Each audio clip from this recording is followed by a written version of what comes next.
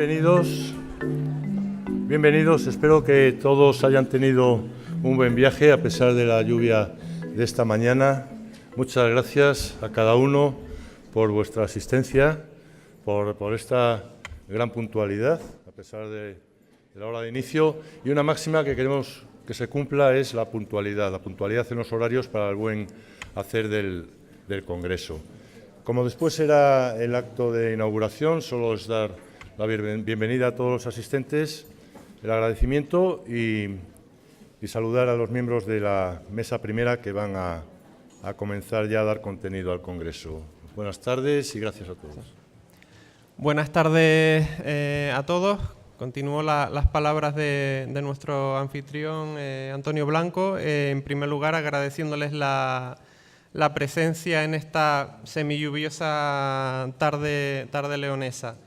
Agradeciendo también pues, la masiva asistencia en estas horas a veces complicadas de después del almuerzo. A veces apetece más una siestita, pero yo creo que la mesa de ponentes que tenemos preparadas bien merece el esfuerzo. El tema de esta primera mesa versa sobre la libertad y la responsabilidad de conciencia. ¿Por qué libertad y no objeción? Queremos hablar en positivo. En estos tiempos sombríos en los que nos ha tocado lidiar, en donde tenemos que tomar elecciones, como bien dice el lema de nuestro Congreso, queremos aportar algo de luz, algo de optimismo y para ello, pues, qué mejor que empezar con un tema que se ha vuelto a poner de actualidad. No sabemos muy bien si debida o indebidamente, es un poco cíclico. Es importante que reflexionemos sobre la libertad de conciencia y lo que ello implica, empezar a verlo como una opción, una serie de derechos que tienen mucho que ver con nuestros valores, pero un poco quitarles ese punto de negatividad que últimamente parece que en la sociedad predomina cada vez que alguien dice yo objeto en conciencia a algo. Ya hemos pasado aquella etapa en la que lo relacionábamos con el servicio militar, donde estaba muy bien visto y socialmente aceptado ser objetor, porque parecía que como íbamos en contra del sistema en aquel momento, pues vestía muy bien ser objetor. Sin embargo, hoy en día parece que no siempre es así y muchas veces pues, nuestra propia forma de plantear la objeción pues nos pone trabas a nosotros mismos y es muy necesario clarificar muchos de estos conceptos. Para intentar centrarnos y debatir, resolver dudas, hacernos pensar con sentimiento crítico, contamos con tres grandes ponentes, la verdad que a los que me enorgullezco de presentar en esta tarde. En primer lugar, vamos a contar con la disertación de Salvador Tarado Soria, que nos va a hablar sobre conciencia y libertad. Él es un experto en estos temas, lleva muchísimos años trabajando en ello. Él es profesor titular de Derecho Eclesiástico del Estado aquí en la Universidad de León, licenciado en Derecho, licenciado en Filosofía, doctor en Derecho, infinidad de líneas de investigación abiertas, ha participado en todo tipo de proyectos, es todo un experto en esto de enseñarnos y de aportar su granito de arena a que los demás vayamos aprendiendo. Y en líneas generales pues nos va a ayudarnos a situarnos en lo que es la parte definitoria, el encuadramiento constitucional que tiene el derecho de la objeción de conciencia y nos va un poco a ayudar a situarnos. Es fundamental en todo tema partir de la base, ponernos de acuerdo en las definiciones, no empezar un debate sin todos tener claro de qué estamos hablando y de que estamos hablando de lo mismo, sobre todo en conceptos tan polisémicos y con tantos sentidos como es el de la objeción de conciencia. A continuación, el profesor José Antonio Seoane Rodríguez, que es profesor titular de Filosofía del Derecho en la Universidad de A Coruña, va a dar un enfoque más práctico sobre la objeción responsable. Cada uno irá aportando su punto de partida teórico, siempre buscando dar un toque práctico que nos ayude a entender nuestro día a día como sanitarios, como estudiosos de la bioética. También tiene gran experiencia docente, es profesor titular de Filosofía del Derecho en la Universidad de A Coruña. También es doctor en Derecho, como el resto de los compañeros de mesa, y también pues, ha hecho pues, varias estancias en el extranjero, en la Universidad de Cole, Oxford, ha estado bastante por Alemania y también, igual que el resto de compañeros, pues, un experto en diversos congresos, seminarios y autor de muchísimas publicaciones, y también con el plus que le aporta el haber sido durante tantos años miembros del Comité de Ética Asistencial. Y por último, pues la doctora Ana María Marcos del Cano, a la que la verdad es que tengo un afecto particular, puesto que me inicié en esto de la bioética con ella hace ya bastantes años. Ella va a acabar hablando sobre la objeción de conciencia y un enfoque práctico hacia lo que son las instrucciones previas, en el seno de un proyecto de investigación que lleva varios años liderando. Ana Marcos también es licenciada en Derecho por la Facultad de Derecho de la Universidad de León, leonesa, hace un poco de anfitriona. Doctora en Derecho por la Facultad de Derecho de la UNED, donde obtuvo el premio extraordinario de doctorado. Universidad de la que es profesora titular de Filosofía del Derecho desde el 2001 y donde, aparte de su labor docente, ha ido compaginando pues, con diversos cargos orgánicos dentro de la universidad, desde vicedecana hasta el cargo que ha ocupado hasta principios de verano en la Secretaría General de la universidad. También pues bueno, con amplia experiencia internacional y docente. Sé que les van a deleitar pues, con una apasionante tarde de bioética.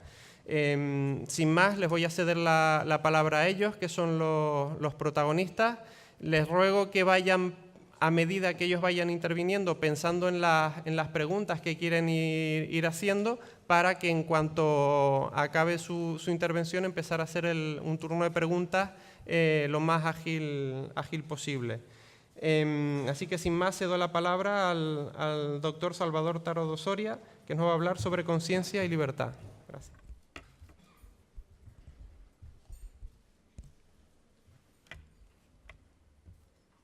Gracias, David, por tus palabras.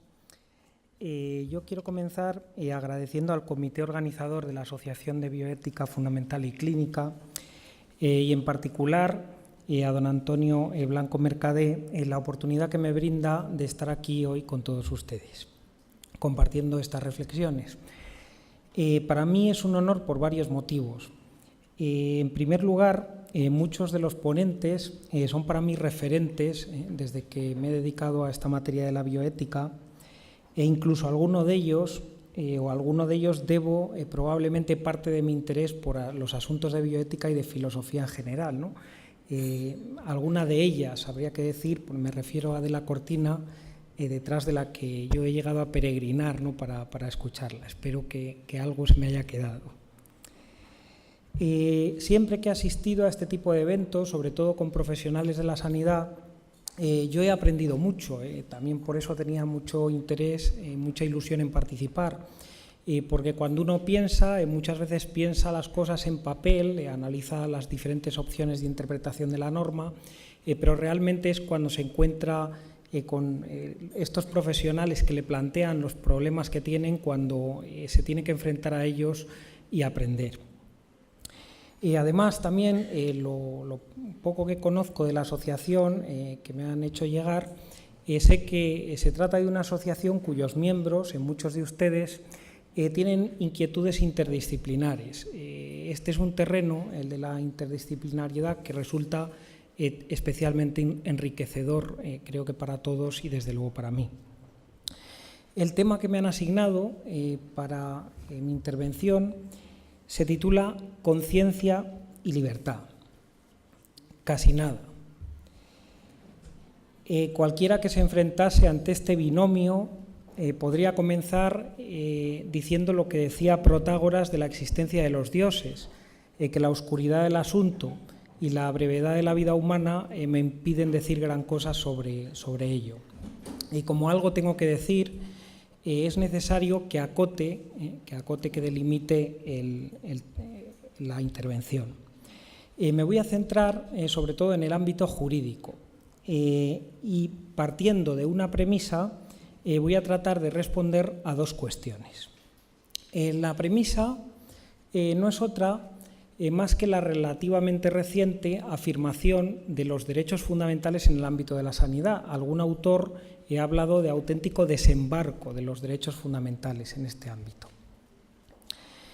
Una vez que se ha producido este relativamente reciente desembarco, el Tribunal Constitucional, en las sentencias que ha analizado sobre cuestiones que le llegaban sobre alguno de estos derechos, intimidad, información, derecho a decidir, los vinculaba o los ha tratado de vincular a alguno de los derechos que ya existían en la Constitución, por un tema técnico en el que no voy a entrar, ¿no? España, la Constitución no tiene una cláusula abierta, a diferencia de otros países, que permite incorporar per se nuevos derechos fundamentales y es necesario conectarlos al contenido de los que ya están explicitados.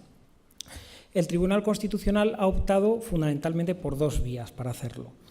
Vincularlo con el derecho a la integridad física y moral del artículo 15 y vincularlo con el derecho de libertad de conciencia del artículo 16. Pues bien, yo lo que me voy a preguntar es en qué consiste esa protección jurídica del derecho de libertad de conciencia que está reconocido en el artículo 16 de la Constitución. Lo voy a hacer de forma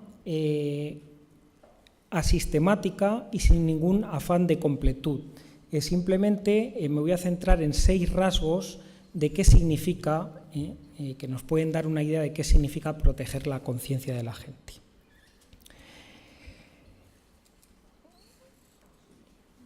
Primero, para acercarme a la cuestión, y dado que ustedes, muchos de ustedes, la mayoría son profesionales de la sanidad, les voy a presentar un material muy reciente, bueno, muy antiguo, pero que a pesar de su antigüedad ha sido conocido de forma muy reciente. Se trata de una cinta cinematográfica de menos de 10 minutos de duración que fue descubierta hace unos años en Alicante, hace una década, y que tiene casi un siglo de antigüedad, es de los años 20 del siglo pasado. Y es la única cinta en la que se puede ver a Ramón y Cajal en movimiento, ¿no? Tiene ese valor histórico.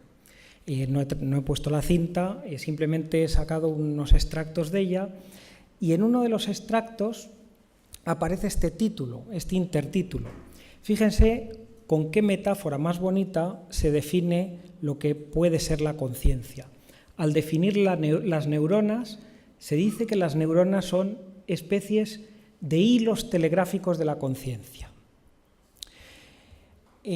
Ramón y Cajal, además, tenía una idea que luego se ha demostrado que era cierta, y es que las neuronas con el aprendizaje se desarrollan y nos dan la posibilidad de desarrollar más capacidad de aprendizaje. Es este continuo hacerse de la conciencia y este continuo aprendizaje uno de los motivos por los que el derecho protege la libertad de conciencia. ¿Qué significa protección jurídica de la conciencia? En primer lugar, Óscar Alzaga cuando escribió los comentarios a la Constitución, que salieron en el año 78, cuando comienza a definir qué es lo que está protegido en el artículo 16, él comienza diciendo lo siguiente. Dice, artículo 16. El artículo 16 dice, se protege la libertad ideológica y religiosa. Luego continúa. Óscar Alzaga dice, lo que se está protegiendo en el artículo 16 son las convicciones personales. Eso es lo que está protegido, las convicciones personales. Las convicciones personales son elementos que están tan arraigados en la propia persona que ésta las siente y las vive como si formasen parte de su propia identidad. Es esta vinculación con la identidad de la persona lo que hace que tenga tanto interés el derecho en protegerlas y otorga el fundamento de esta protección. De forma que cualquier persona que se viese obligado a actuar en contra de sus convicciones personales sentiría como una traición a sí mismo, dejaría de ser él mismo. Esta es la clave del asunto, ¿no? El derecho protege las convicciones porque no se puede obligar a una persona a dejar de ser él mismo. Hay unos textos de Aristóteles que son muy enriquecedores al respecto. En la Ética Nicómaco, cuando sitúa la autoestima en el centro de su teoría de la amistad, dice que todos los sentimientos amorosos provienen de uno mismo y después se extienden a los demás. Es decir, que la autoestima es la fuente de la amistad. Esa autoestima que Aristóteles define como estar de acuerdo con uno mismo. Ese estar de acuerdo con uno mismo es no entrar en contradicción con las propias convicciones. Y un poquito más adelante, en la Ética Nicómaco, dice Aristóteles una frase que a mí me parece preciosa, que es: nadie escogería llegar a ser otro y tenerlo todo. Es decir, que podemos ser ambiciosos, egoístas y querer tenerlo todo, pero nadie estaría dispuesto a eso si el precio a pagar fuese el dejar de ser uno mismo, ¿no? Esa es la importancia que tiene la protección de estas convicciones. La razón, por tanto, de la protección de la conciencia es su vinculación con las convicciones y de esta con la identidad, que es la fuente de la autoestima y de la dignidad de la persona. El Tribunal Constitucional ha vinculado la dignidad de la persona, al definirla como autodeterminación consciente y responsable de la propia vida, y que lleva consigo la pretensión al respeto por parte de los demás.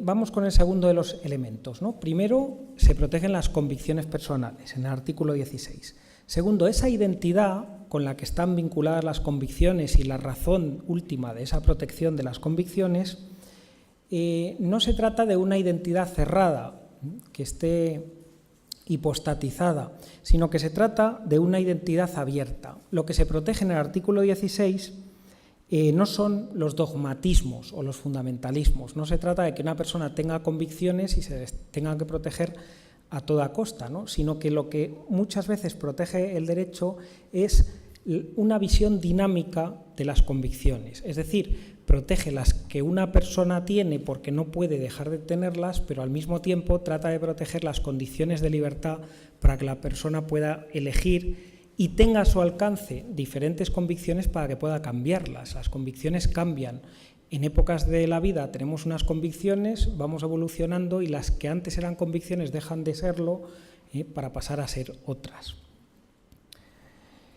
Y hay una frase muy bonita, en este caso dos fragmentos, de Stuart Mill, que dicen, fíjense lo siguiente, qué bonitos son, ¿no? Dice, el hábito sostenido de corregir y completar la propia opinión mediante la práctica, de compararla con las de otras personas, lejos de producir dudas y vacilaciones a la hora de ponerla en práctica, es el único principio sólido para mostrar sólida confianza en ellas.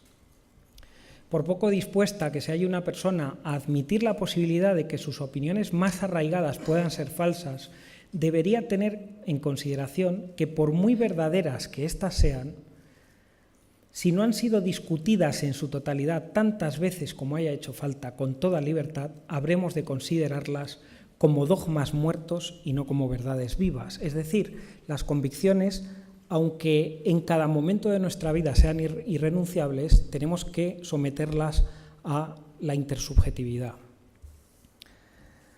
El tercero de los elementos a los que me voy a referir en este empeño, ¿no?, por tratar de acercarnos un poco a qué es lo que protege el ordenamiento jurídico cuando protege las convicciones personales, es un binomio que se establece entre protección de la pertenencia y protección de la libertad. Y aquí nos encontramos, a mi juicio, con una doble dimensión que es inherente a la condición humana. Por un lado, tenemos unos lazos de pertenencia que nos atan al pasado y que a veces están conformados por rasgos constitutivos, que a veces están formados al margen de nuestra voluntad, incluso los que están formados al margen de nuestra voluntad. Y por otro lado, tenemos ante nosotros un horizonte de posibilidades abierto frente al que elegimos. Bueno, esto está representado muy bien en las esculturas bifrontes, ¿no? Aquí tenemos una imagen, la clásica, del dios Jano, el dios romano con las dos caras, una de ellas que mira hacia el pasado y otra que está mirando hacia el futuro. Una al pasado que condiciona lo que somos y otra al futuro que suele estar ligado al conocimiento. Aquí en León tenemos una imagen muy bonita también de este tipo, bifronte, que es el mes de enero. En el mes de enero del calendario agrícola de San Isidoro aparece el agricultor con doble cara, una mirando al pasado, al año que acaba de terminar, y otra mirando al futuro, al año que empieza. Y además aparece con dos puertas, ¿no?, también simbología de esta realidad bifronti.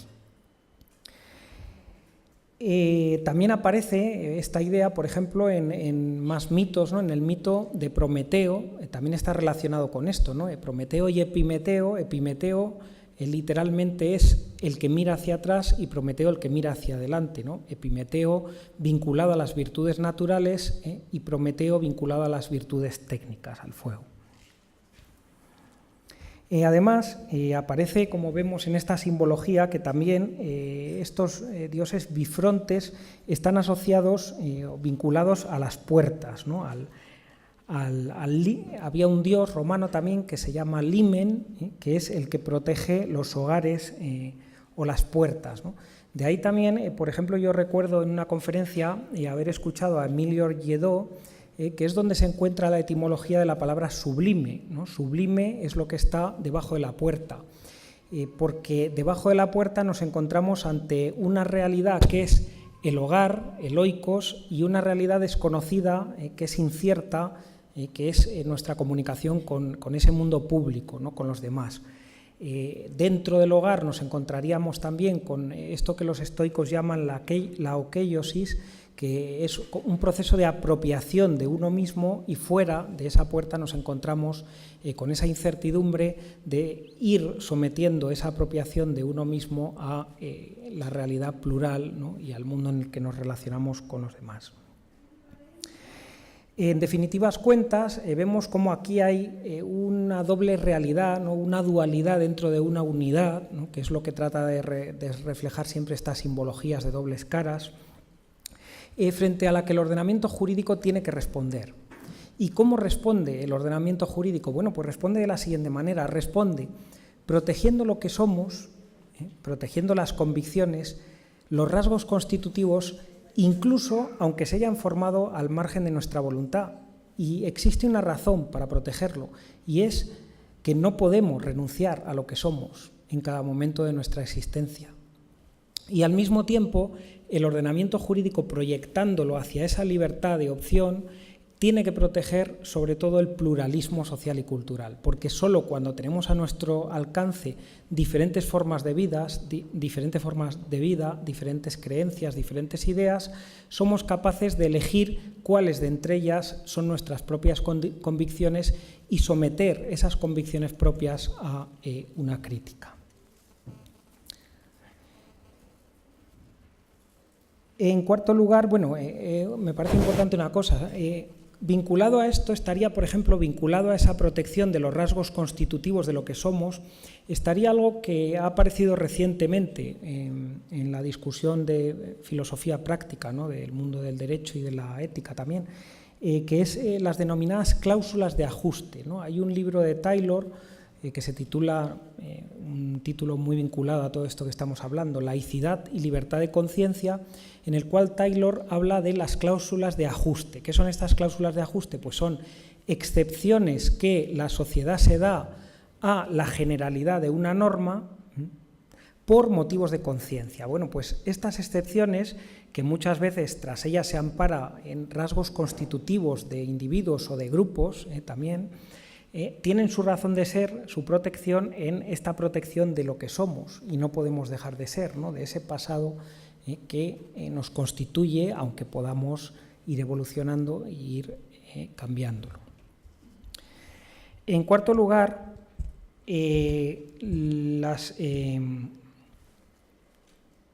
bueno, aquí tenemos, simplemente como anécdota, otro ejemplo de aquí del León, ¿no? También en la catedral aparece esta imagen, lo que pasa es que aquí parece que no tiene ningún carácter simbólico, porque los entendidos, los expertos dicen que se trata de una broma del artesano, ¿no? Que simplemente ha dibujado algo con dos caras, ¿no? Pero esto también está en esta catedral de León. En cuarto lugar, lo protegido por el artículo 16 son las convicciones, sean religiosas o no religiosas.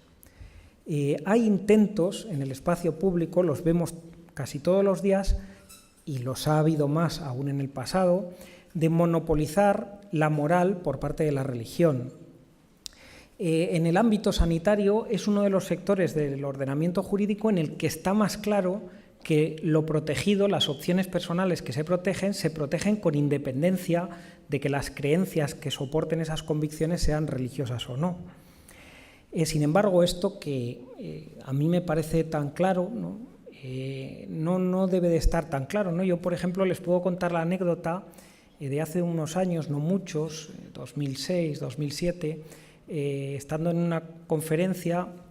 En una mesa redonda había un presidente de un comité de bioética de un hospital y él manifestaba lo siguiente, decía, bueno, cuando a mí me llega una persona y me propone el rechazo de un tratamiento que creo que es irrazonable, que no es racional, lo que hago es primero analizar si esa persona lo que está diciendo tiene soporte en una creencia religiosa o no. Si es una creencia religiosa, de alguna religión conocida y que sea más o menos admisible y extendido, pues digo, bueno, pues es algo serio que efectivamente tiene que estar protegido. Mientras que cuando viene alguien que no tiene ese tipo de soportes, pues entiendo que la decisión es más un capricho, ¿no? Algo realmente llamativo. La protección, por tanto, que proporciona el artículo 16 no quiere decir que se proteja menos lo religioso. Las creencias religiosas se protegen exactamente igual. Lo que pasa es que no se protegen por su carácter de ser creencias religiosas, sino que se protegen por lo que hemos indicado antes, por su vinculación con las convicciones personales y de estas con la identidad y la integridad de la propia persona. Pero es esa la razón por la que se protegen todas, sean creencias religiosas o no. Finalmente, otro de los elementos a los que me quería referir es una evolución que ha habido desde la racionalidad de la decisión, de medir la racionalidad de la decisión, a medir lo que se denomina racionalidad procedimental, los procedimientos. Puede que tenga su origen en una sentencia muy famosa de Estados Unidos, que es el caso de la señora Kandura, que tuvo lugar en el año 1978. El caso es el de una señora a la que le tienen que amputar una pierna que tiene gangrenada porque su vida corre peligro. Si no le amputan la pierna, las probabilidades de morir son altas. La señora en principio presta su consentimiento, pero luego cuando se lo piensa mejor decide revocar el consentimiento. Y claro, es exponerse a morir, porque según ella prefiere someterse al riesgo de morir antes que verse viviendo sin una pierna, que es algo que después de meditarlo considera que a su edad para ella ya es inconcebible. La hija es la hija la que intenta incapacitar a la señora Kandura. Le intenta incapacitar para poder decidir y poder prestar ella el consentimiento a que le amputen la pierna. Bueno, pues el tribunal da la razón a la señora Kandura y dice lo siguiente. Dice, prevalece la decisión del paciente aun cuando ésta pudiera parecer irrazonable a los ojos de los demás. Y a partir de entonces se va desarrollando cada vez más la idea de que un profesional de la sanidad o un juez no puede valorar la racionalidad de las personas por la racionalidad de las decisiones que éstas toman, porque las decisiones que para unos son racionales, para otros no lo son. Y cada vez más se desplaza este juicio de racionalidad y de capacidad, se desplaza hacia el procedimiento de tomar decisiones, ¿no? Dicen, bueno, lo que sí que podemos valorar es el procedimiento que tienen las personas para tomar decisiones, si es o no racional. Se desarrollan una serie de procedimientos psicológico-cognitivos para valorar la capacidad, y es esta declaración de incapacidad lo único que permite sustituir la voluntad de la persona afectada. En este sentido, hay una propuesta de James Drain, que es la propuesta de escala móvil de la capacidad, que me parece muy interesante y que cada vez se está aplicando más, no solo en el ámbito sanitario, sino en todos los sectores del ordenamiento jurídico, que defiende que las personas no se les puede declarar, salvo alguna excepción, salvo excepciones contadas, incapaces para todo, sino que cada vez más hay que valorar la incapacidad atendiendo al tipo de decisiones que tienen que tomar y a la enfermedad que tienen. Esto sobre todo en España lo ha trabajado Simón Lorda. Ya finalmente, para terminar, coincido además con la llamada de atención del moderador, para terminar me quiero referir a una cuestión que va a estar presente en los posteriores intervinientes. Y es que esta protección jurídica de la libertad de conciencia, del artículo 16 de la Constitución, necesita distinguir muy bien los supuestos en los que nos encontramos con el ejercicio de la libertad de conciencia y los supuestos en los que nos encontramos con un supuesto de objeción de conciencia. ¿Qué quiero decir con esto? Bueno, lo siguiente. Quiero decir que la objeción de conciencia es una excepción a una norma general que la sociedad se ha dado democráticamente. Una norma que tiene que ser imperativa, si no, no habría objeción de conciencia, es decir, que prohíbe hacer algo o que obliga a hacer algo. Cuando nos encontramos con esta norma, es una sociedad, ya digo, que a lo mejor sería deseable que fueran menos de las que son este tipo de normas, pero que la sociedad ha entendido que protege un bien jurídico que es lo suficientemente importante como para exigírselo a todos, de ahí su imperatividad. La objeción de conciencia es una excepción a esa imperatividad. Por eso los tribunales la interpretan de forma restrictiva, como excepción que es a esa norma general que la sociedad democráticamente ha decidido darse. Mientras que la libertad de conciencia no tiene otro límite, según el artículo 16, que el orden público protegido por la ley. Es decir, que cuando una persona ejercita ese derecho a la libertad de conciencia, la interpretación que se tiene que hacer de ese ejercicio es extensiva. Bueno, dicho esto, vamos al caso. ¿Para qué interesa esto? Pues interesa para lo siguiente.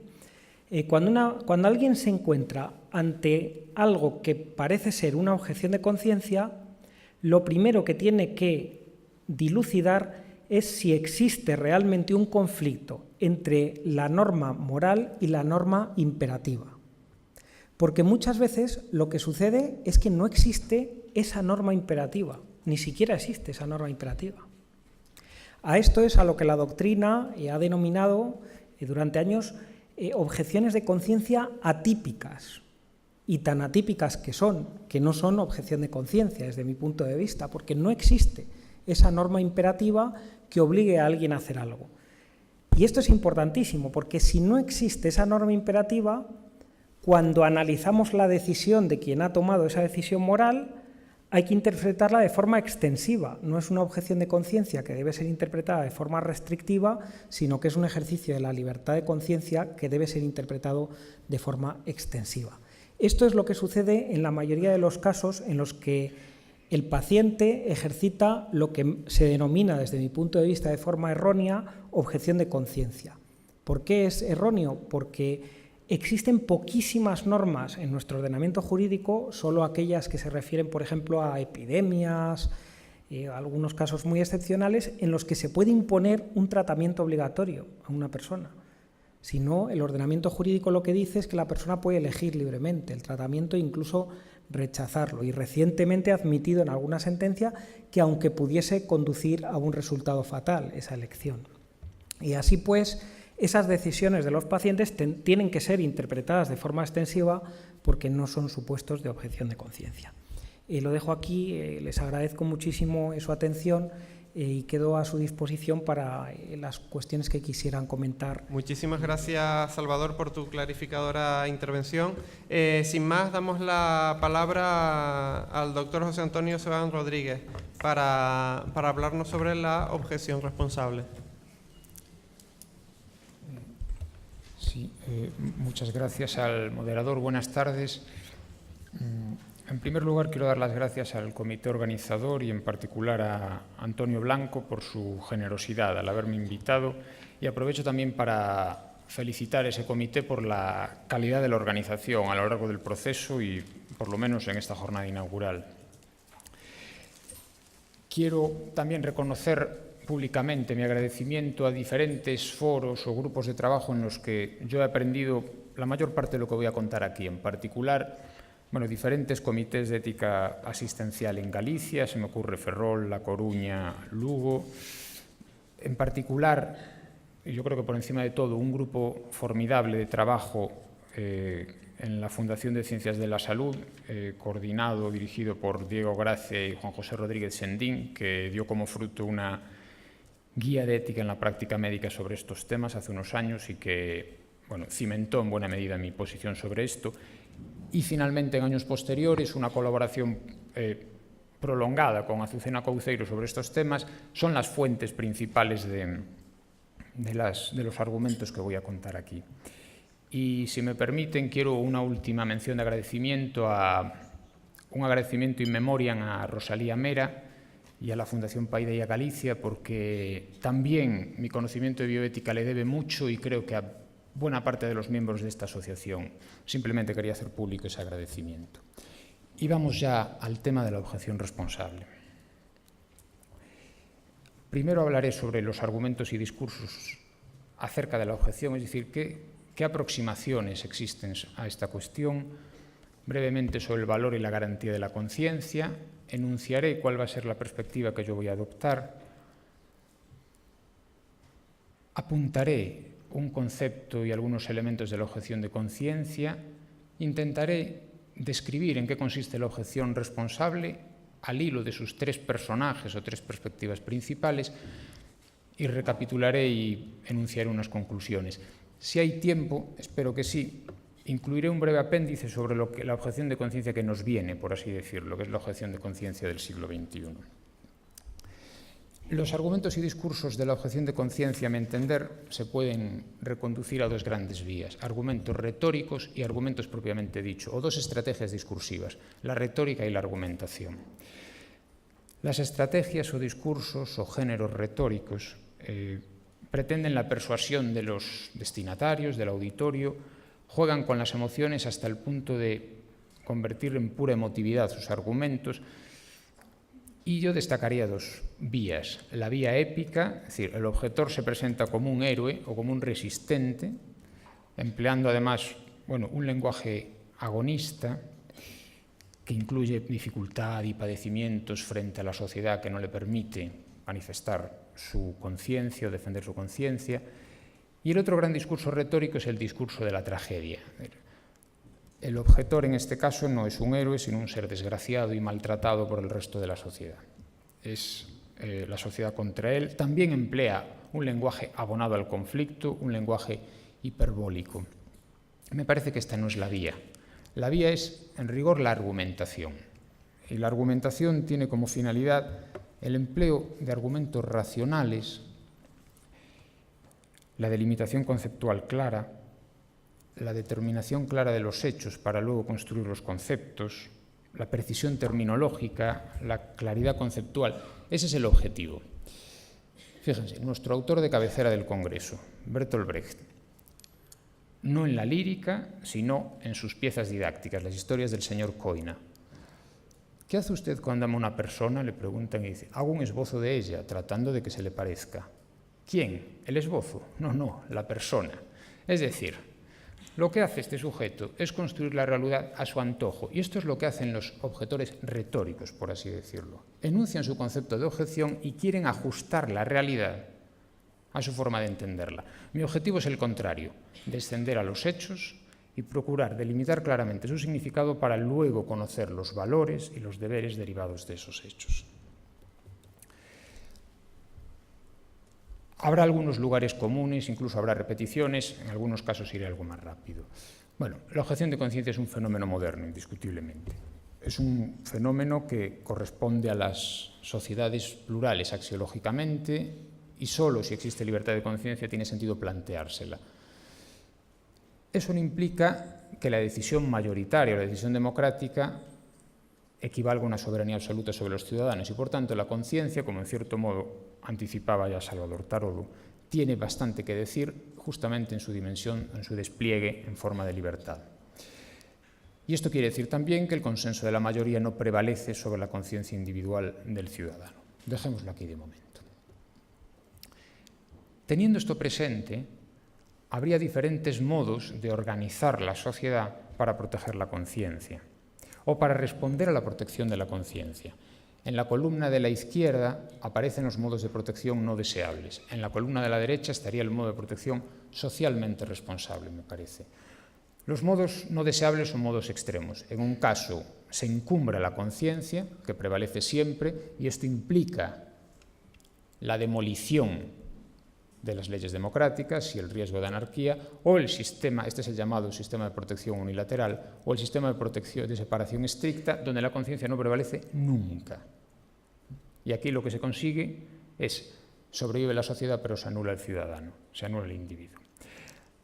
Una vía intermedia puede ser lo que se llama sistema de protección bilateral, donde se respeta el libre ejercicio de la conciencia, pero se establecen límites. La conciencia puede prevalecer en ocasiones y con una ponderación ad casum, con una deliberación en cada caso concreto, se puede determinar si prevalece o no. Y esto exige lo que antes decía Salvador en las palabras de Charles Taylor y Jocelyn McClure, los ajustes recíprocos o los acomodamientos razonables o los resultados de la ponderación, no otra cosa.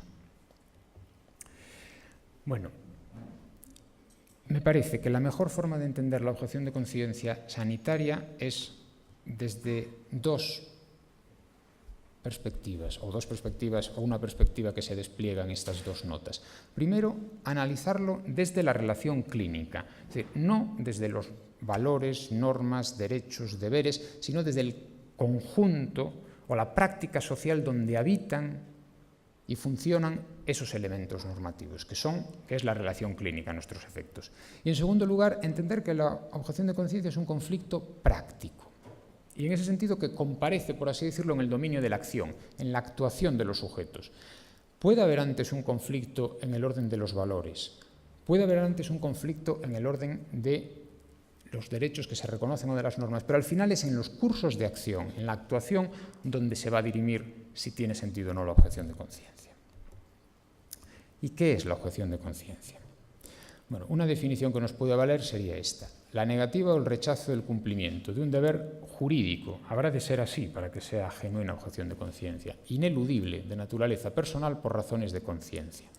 Cabría una definición más extensa, obviamente, pero esta creo que puede valer. Significa actuar contra la ley, pero dentro del marco del derecho. Es una actuación jurídicamente admisible, pero en este sentido contraria a la ley actual. Y ya se ha dicho, es una manifestación de la libertad de conciencia. No es un derecho fundamental autónomo, pero sí una manifestación de un derecho fundamental que está en el artículo 16, que es la libertad ideológica, religiosa y de culto, bueno, libertad ideológica diríamos nosotros. Esto significa que es el resultado del ejercicio de la libertad de conciencia en una situación de conflicto. Un conflicto que, como decía, tiene varias dimensiones. Una dimensión axiológica, otra dimensión en el orden de los deberes, de los derechos, de las normas. Nunca un conflicto de intereses, sino que requiere entidades de rango mayor, pero al final se traduce, me parece, como un conflicto de deberes de actuación o de cursos de acción. ¿Y qué no es objeción de conciencia? Porque la delimitación más clara del concepto vendrá auxiliada por esta delimitación negativa.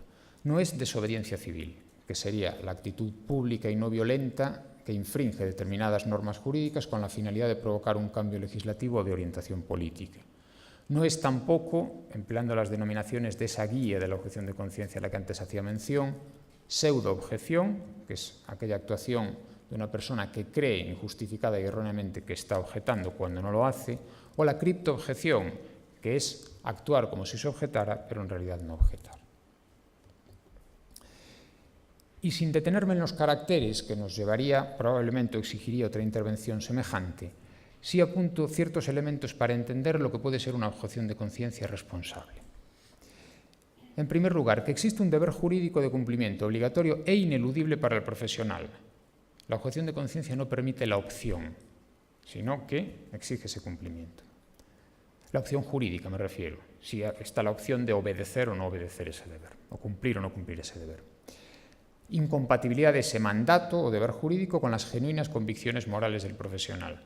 Convicciones morales y por tanto no intereses, y convicciones genuinas y por tanto no convicciones espurias o ocasionales. Inexistencia de una norma que resuelva el conflicto entre el deber jurídico y el deber de conciencia, porque la objeción no deja de ser una situación indeseable en la medida en que haya una respuesta previa que no conduzca a ella. Y finalmente la manifestación de la objeción por parte del profesional. Antes hablaba de la criptoobjeción, bueno, aquí tampoco podría mantenerse oculta esa cuestión. Y vamos a la objeción responsable.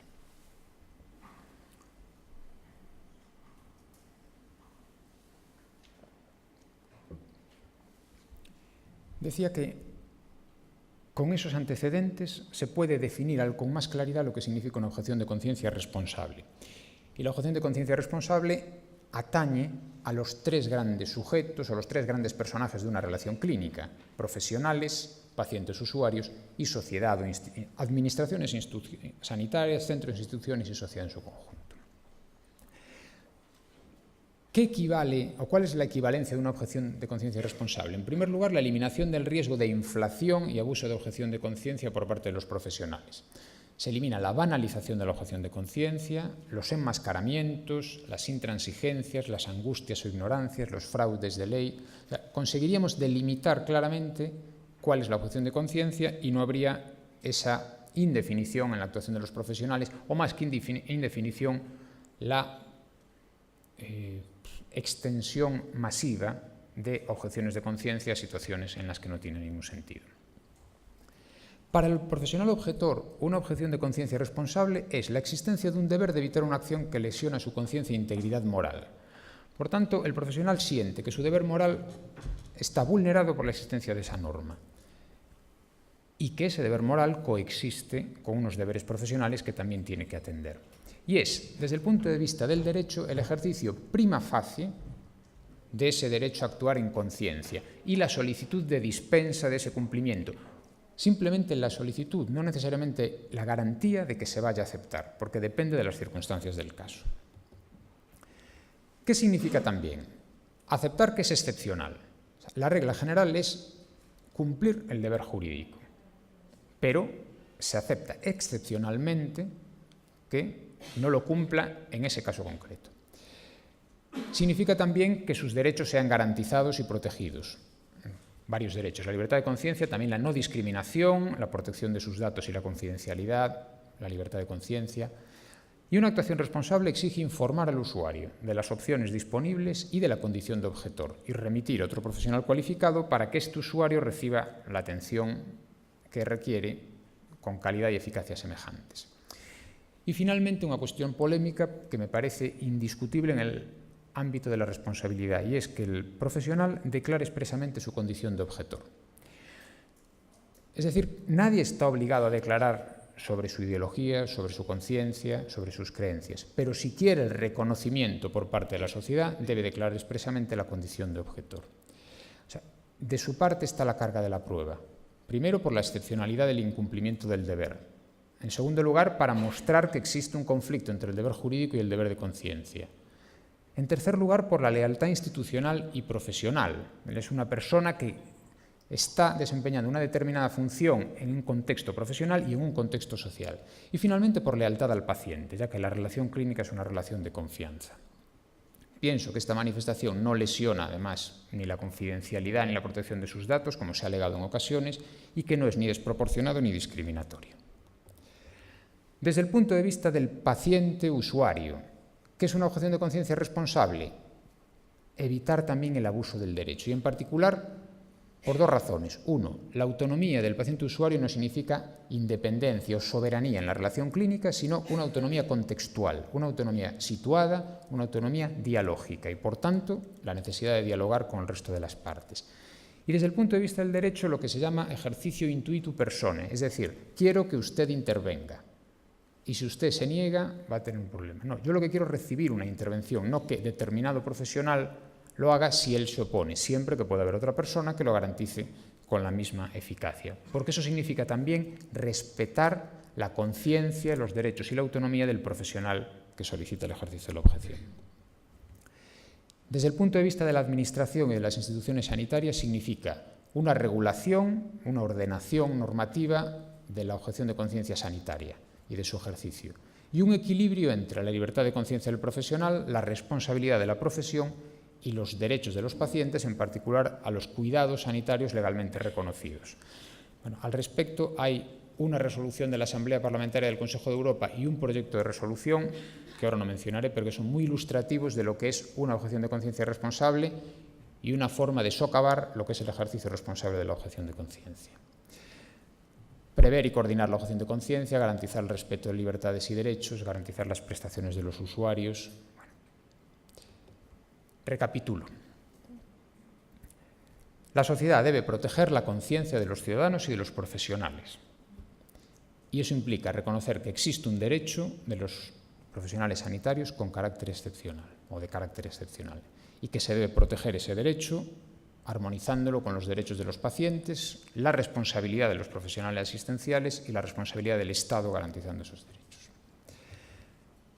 ¿Cuándo hay objeción auténtica? ¿Cuándo hay objeción responsable? ¿Qué contenidos son admisibles? Bueno, cuando afecta a valores socialmente controvertidos, puede haber afectación inmediata de terceros, por ejemplo, en el caso de la reproducción o en el caso de la investigación, ahí hablo del diagnóstico preimplantacional, la interrupción voluntaria del embarazo o la investigación con embriones, organismos modificados genéticamente, o cuando se trata de intervenciones perfectivas o de mejora sin indicación clínica estrictamente fisiológica.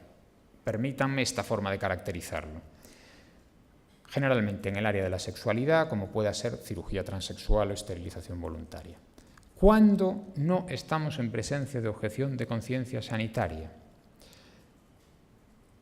En los casos de rechazo de tratamiento, en la aplicación de medidas de soporte vital, sedación, limitación de esfuerzo terapéutico, en las instrucciones previas. Tampoco cabe objetar a informar al paciente y tampoco cabe objetar en la docencia, en la formación teórica y en la formación práctica, aunque en el ámbito de la práctica, para ciertas prestaciones vinculadas a los contenidos anteriores, sí podría ser admisible la objeción. Bueno, está reconocida escasamente en el derecho, normalmente por vía jurisprudencial y a veces en el plano legislativo, en el caso de la interrupción voluntaria del embarazo o en algunas comunidades autónomas. Un apunte final que me ocupará 2 minutos, bueno, y pico.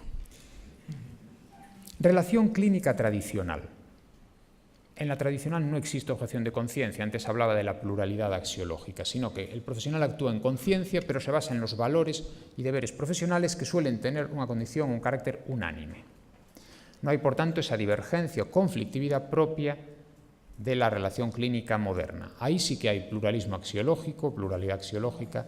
El paciente es un paciente autónomo y, por tanto, que hace valer, presenta su propia posición ante la atención sanitaria. La praxis clínica se vuelve más compleja desde el punto de vista tecnológico, aparecen nuevos escenarios y nuevos conceptos. Existe, por tanto, objeción de conciencia.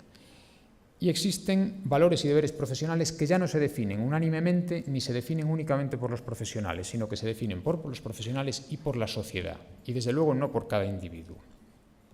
Y esto conduce a preguntarnos si podemos hablar de 2 generaciones de la objeción de conciencia. Y voy a osar a presentarlas así.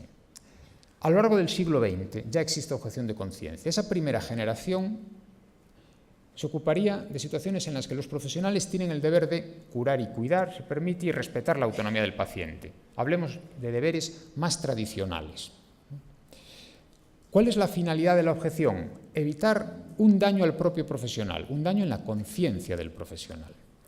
Y normalmente los derechos afectados son los que podríamos llamar derechos civiles. No me gusta mucho la expresión de derechos de primera generación, pero así se denominan, derechos civiles y políticos, como la vida o la integridad. Ahora comienza a surgir una segunda generación de manifestaciones que se pretenden objeción de conciencia, podemos discutirlo, por eso hablo de objeción de conciencia en el siglo XXI. Aquí el profesional, ya a finales del siglo XX, no tiene un único deber de cuidar o curar, sino también de administrar o gestionar equitativamente unos recursos. La finalidad de la objeción aquí no es solo evitar un daño a uno mismo, a la conciencia, incluso parece que la finalidad es evitar un daño a terceros, a la salud de terceros, y por tanto administrar los recursos de tal manera que esos terceros no sufran daño en ese derecho, en ese bien. Afecta a la salud y afecta a la asistencia sanitaria. No hablamos ya de derechos civiles o de primera generación, sino de derechos sociales. Derechos económicos, sociales y culturales suele ser el enunciado más extenso, que son los llamados derechos de segunda generación. Y afectan a cuestiones de justicia, y esta es una novedad. Si hablásemos en términos de principios, diríamos que en la primera generación nos preocupa la no maleficencia y la beneficencia, si se quiere, la autonomía siempre presente, obviamente, mientras que ahora comparece el cuarto principio, que es el principio de justicia. Y ya está. ¿Por qué segunda generación? Real Decreto Ley 16/2012. ¿Qué hacemos con algunas personas a las cuales les hemos negado el acceso a las prestaciones sanitarias, a la asistencia sanitaria? Pues voy a atreverme a pronunciarme. Desde luego se desobedece una norma que se considera injusta y se incumple. Esto pasa también en la objeción de conciencia. No se cumple un deber que se considera injusto. En este caso, el deber moral de desobediencia está basado en razones de justicia y no en razones de solidaridad, como se dice a veces, porque la solidaridad no es exigible jurídicamente, sino en razones de justicia. Y no solo eso, sino que la solidaridad es graciosa, mientras que la justicia es lo que está en cuestión aquí, que ciertas personas que se consideran merecedores de asistencia sanitaria la reciban. No creo que sea objeción de conciencia, yo creo que es desobediencia civil o desobediencia a la justicia, desobediencia al derecho. Primero, los deberes profesionales y las cuestiones de justicia son el resultado de una deliberación colectiva, profesional y cívica, y no el resultado, la conclusión a la que llega un determinado profesional, y por tanto no se definen individualmente. El riesgo de convertir esto en objeción de conciencia podría ser aceptar la justicia privada o las nociones privadas de justicia y las definiciones individuales de objeción de conciencia. Y el riesgo que plantea en abstracto para la convivencia del Estado de Derecho. ¿Sería admisible un derecho a desobedecer al derecho?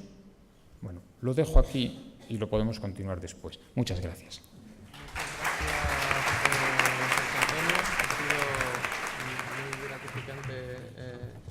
Escucharte, porque la verdad es que nos están dando muchas ideas para debatir después de la intervención de la doctora Ana María Marcos Elcano, que es quien va a tomar ahora la palabra para concluir con el turno de ponencia, con el título de Objeción de conciencia en las instrucciones previas. Tienes la palabra. Vale. Buenas tardes a todos. En primer lugar, mis palabras son de agradecimiento y no por cuestiones protocolarias, sino realmente sentidas al organizador de estas jornadas, Antonio Blanco, por haberme invitado. Él sabía que tenía especial interés en estar aquí por razones que ya se han mencionado en mi presentación, y la verdad es que te agradezco mucho esta invitación y además la organización de las mismas, como se ha dicho, en todo el proceso y también en el marco incomparable que has buscado para recibir a los miembros de la asociación y a los congresistas. Enhorabuena y esperemos que todo salga tan bien como está empezando. Bien, el tema que me trae aquí hoy, la objeción de conciencia y las instrucciones previas, es un tema que ya se ha hablado mucho. El riesgo, la suerte o el problema de hablar la última es que muchas de las cuestiones ya se han dicho, Pero sí que es verdad que la labor previa del moderador nos hizo a cada uno de nosotros enviarle unas líneas básicas de lo que íbamos a hablar para intentar, en la medida de lo posible, no repetirnos. Aún así, pues habrá cuestiones que se repitan y algunas cuestiones también que difieran de lo que se ha dicho anteriormente. Cuando me propusieron el tema de la objeción de conciencia en las instrucciones previas, estamos un grupo de 9 profesionales de distintos ámbitos de la medicina, por supuesto, con Koldo Martínez también en el proyecto. Estamos investigando desde hace 2-3 años ya la cuestión de las instrucciones previas, voluntades anticipadas, testamento vital. La objeción de conciencia no habíamos todavía trabajado sobre ella y me pareció un momento, una oportunidad, reflexionar acerca de la misma en el caso del testamento vital o instrucciones previas. Tengo que decir también que desde que empecé el tema de la bioética, la filosofía en general, pues también tengo que dar las gracias a personas que se encuentran aquí hoy escuchándome y que para mí pues han sido referentes, como Adela Cortina, que recuerdo que la escuché aquí por primera vez en León en 1991 en unas jornadas sobre ética civil y ya ahí enganché con mi pasión por la filosofía, que todavía no se ha materializado del todo, pero que espero que en este tiempo que empiezo ahora se pueda materializar. Y también, como no, pues el profesor Diego Gracia, cuyo libro Fundamentos de Bioética ha sido un referente para todos nosotros y también para nuestros estudiantes y alumnos en los distintos cursos y másteres. Bien, quisiera comenzar con unas reflexiones preliminares. Se ha hablado mucho ya acerca de la conciencia, de la libertad y de la responsabilidad. Para mí también el lema de este congreso, el arte de elegir en los tiempos sombríos, pues también me hacía pensar. Estamos hablando prácticamente en todas las ponencias sobre la libertad, sobre la conciencia, sobre la responsabilidad, pero realmente el crear la conciencia, el saber qué elegir, el ser responsable en esa elección es todo un arte porque realmente en los tiempos sombríos que vivimos y en la época de incertidumbre que vivimos, en la que prácticamente las referencias están cambiándose continuamente o están desmoronándose, realmente es difícil. Para mí la gran pregunta sería cómo creamos esa conciencia, cómo decidimos, y no ya desde unos parámetros, como voy a indicar aquí, jurídicos, éticos, sino cómo conformamos una nueva conciencia que siento que es en el periodo en el que nos encontramos actualmente. La conciencia, su configuración, y permítanme pedir perdón a todos porque cuando uno habla en bioética, al ser interdisciplinar, se introduce en campos que no son los propios específicos y quizás también pues haya errores en la precisión en el lenguaje, etcétera, y vaya por delante ya mis disculpas. La conciencia, su configuración está muy mediatizada por la cultura, por la filosofía, por la historia. No cabe duda de que su contenido es histórico. Cada época ha dado un significado y actualmente es un concepto interdisciplinar. Como vamos a ver en la conferencia de la Cortina, que nos va a hablar de neuroética, hoy en día uno de los problemas de investigación que todos ustedes sabrán es el cerebro, es la conciencia. ¿Qué es la conciencia desde el punto de vista de las neurociencias? Pues bien, todo esto hace que el concepto de conciencia cambie a lo largo de la historia. Por eso quería hacer unas reflexiones preliminares acerca de cómo esto influye. El contexto, el pluralismo social, cultural y político, la objeción de conciencia también como concepto jurídico y también ya el personal sanitario y en concreto en las instrucciones previas. ¿Qué es la conciencia? Pues bien, la conciencia, si me permiten hacer una especie de repaso, unas pinceladas muy, muy breves sobre qué se entendía por conciencia. Por ejemplo, si nosotros nos acercamos a la Biblia nunca hablaba de conciencia, es decir, era un término que se desconocía.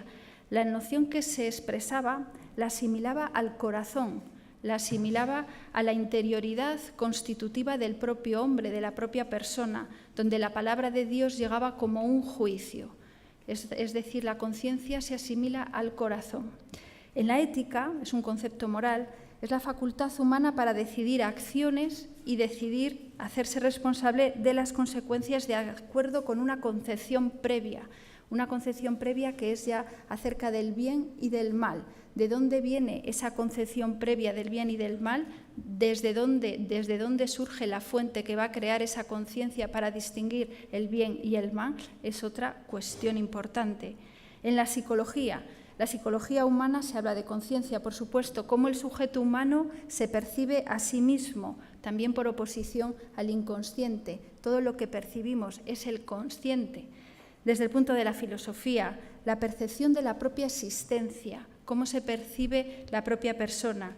En Grecia, por ejemplo, se ha hablado aquí antes en el tema de la contraposición que hay siempre entre la sociedad y el individuo. En Grecia el valor del individuo era mínimo, el valor estaba en la comunidad, el individuo valía en función de su pertenencia a esa comunidad.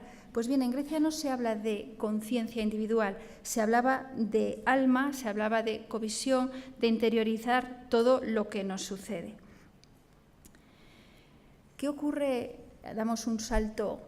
Actualmente está todo cambiando. No solamente la crisis ha hecho que esté todo cambiando, sino también el contexto cultural global en el que nos encontramos, los movimientos migratorios, la globalización, que hace que todo esté a la mano, pero a la vez todo está distante. Se están conformando unas sociedades multiculturales y estoy segura que todos los que me están escuchando ahora mismo han tenido experiencias de este tipo. ¿Por qué? Porque heterogéneamente ya la sociedad es heterogénea culturalmente, ya no es como anteriormente que era homogénea. Y así nos podemos encontrar, o se pueden encontrar nosotros, por ejemplo, en la universidad, con estudiantes que quieren hacer los exámenes con burka, nos podemos encontrar con estudiantes que no se les puede identificar a la hora de hacer los exámenes porque llevan un velo que no se les permite ver solamente los ojos, pero yo estoy convencida de que ustedes también se encuentran en sus consultas con personas que vienen de mundos completamente diferentes al nuestro y que, por lo tanto, la conciencia que ellos pueden tener y la nuestra va a diferir mucho. ¿Qué ocurre con la objeción de conciencia en el ámbito sanitario? El primer problema que yo he visto al empezar a estudiar estas cuestiones, que me he valido sobre todo, pues es verdad, el magnífico trabajo que se ha hecho en Fundación Ciencias de la Salud con el director Diego Gracia aquí presente, la guía ética sobre objeción de conciencia, también el documento sobre objeción de conciencia del Instituto Borja de Bioética y también el último informe del Comité Nacional de Bioética sobre estas cuestiones. Pues el problema que nos encontramos es que no hay una regulación jurídica. Puede ser debido a que, efectivamente, como aquí ya se ha dicho, la objeción de conciencia es una excepción a la norma y una de las características básicas del derecho es que es general, por lo tanto, lo excepcional no lo regula. Puede ser esa la cuestión.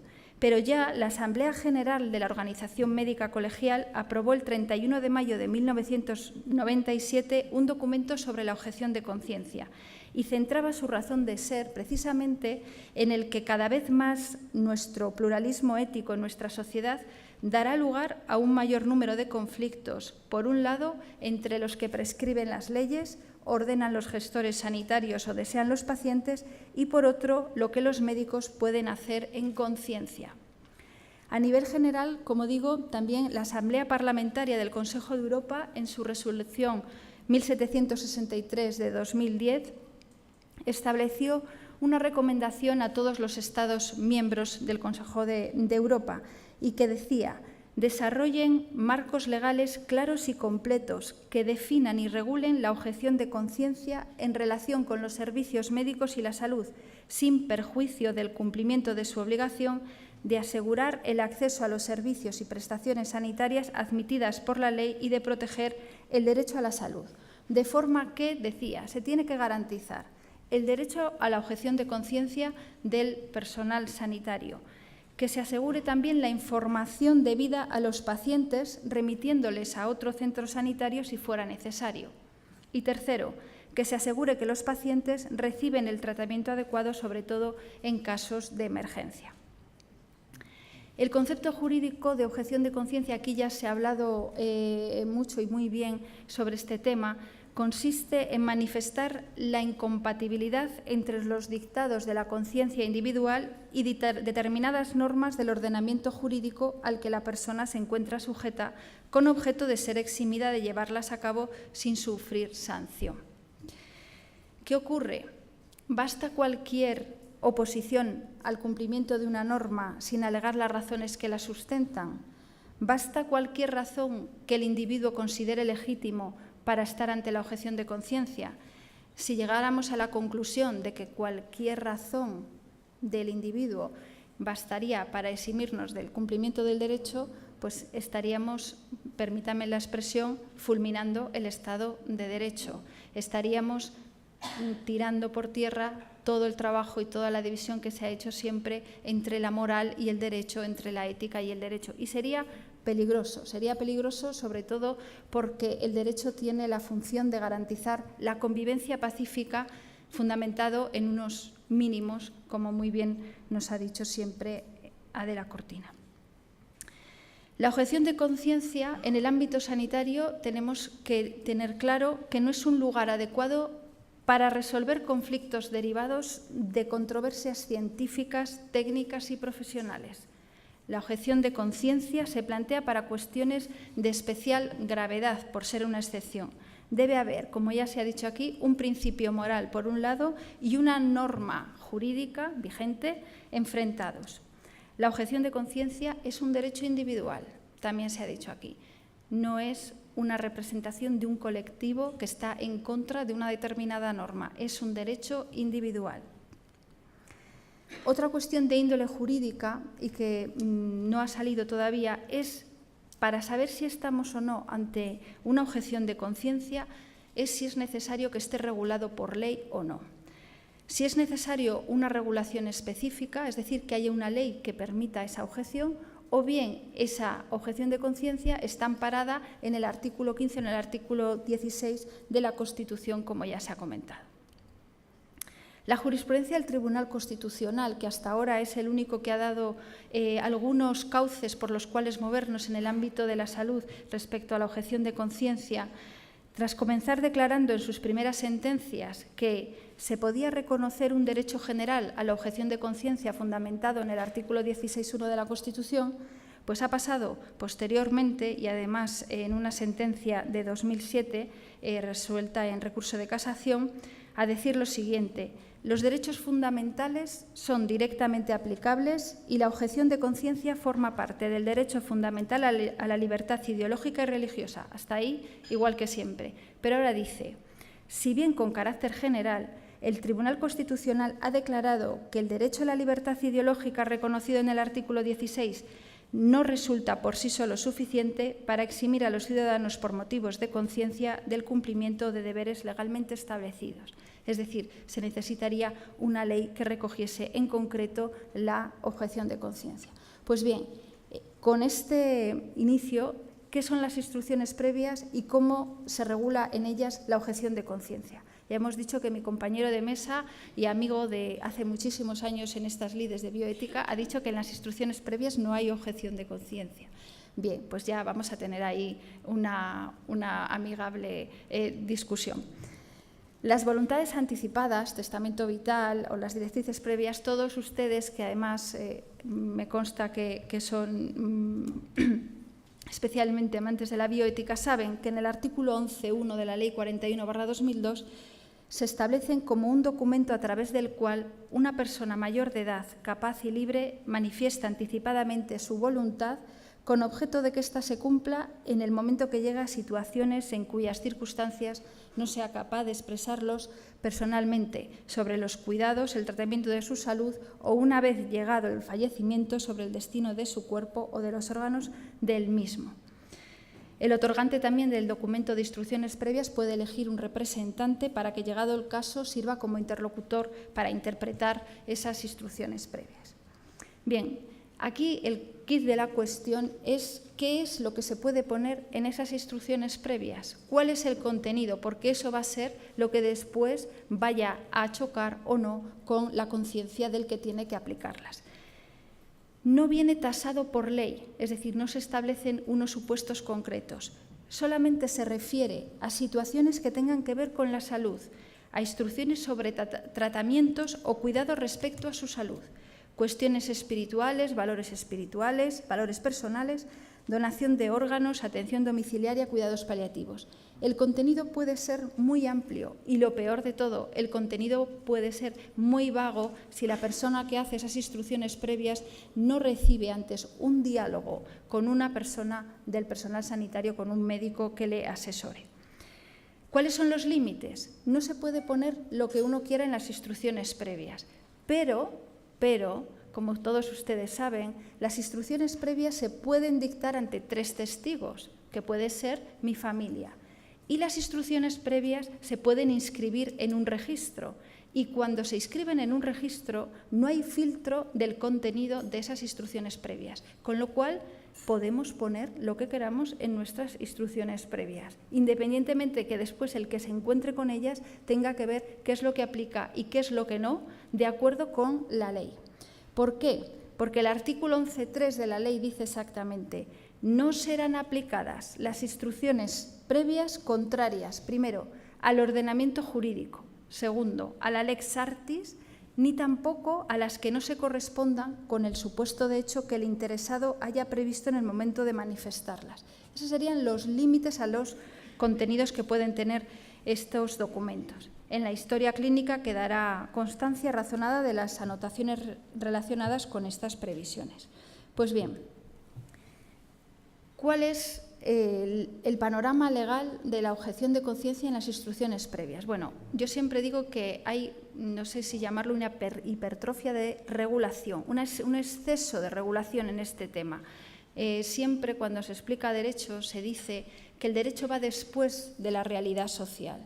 Primero surge el fenómeno y después viene el derecho. Pues aquí ha sido lo contrario, es decir, cuando casi ni el individuo ni el ciudadano tiene conciencia de que tiene un derecho a expresar su voluntad en el caso de que faltara en los tratamientos de la salud, cuando casi el personal sanitario no sabe lo que es las instrucciones previas ni ha oído hablar de ellas, pues tenemos leyes en todas las comunidades autónomas. Tenemos una ley básica del 2002, pero después inmediatamente han surgido leyes en todas las comunidades autónomas. Lo peor de eso es que la ley básica, que se supone que es la que regula el mínimo común para las demás, no coincide en muchísimos aspectos con las leyes de las comunidades autónomas. Y este es un caso. La ley no dice nada de la objeción de conciencia. Por lo tanto, si estuviéramos a lo que dice el Tribunal Constitucional, podríamos pensar que como no hay una ley específica que regula la objeción de conciencia, no estaríamos ante un caso de objeción de conciencia en las instrucciones previas, como ha dicho antes mi compañero José Antonio Sebane. Pero es que la ley de la Comunidad de Madrid establece que los profesionales sanitarios podrán objetar en caso de que no puedan cumplir por conciencia las instrucciones previas. Pero es que la ley de Extremadura, La Rioja, Valencia, Baleares y Murcia también señalan que en caso de que el cumplimiento del documento de expresión anticipada surgiera la objeción de conciencia de algún facultativo, la Administración sanitaria establecerá los recursos suficientes para atender la expresión anticipada de la voluntad del paciente. Pero es que en la ley de Andalucía y de Castilla-La Mancha no es que no reconozca la objeción de conciencia, es que de su redacción parece desprenderse que la prohíbe. Dice: prevalecerán sobre la opinión y las indicaciones que puedan ser realizadas por los familiares o profesionales sanitarios. Bien, ante este galimatías jurídico del que les eximo porque realmente es una legislación que necesitaría una reforma de arriba abajo, ¿qué dice el Tribunal Constitucional?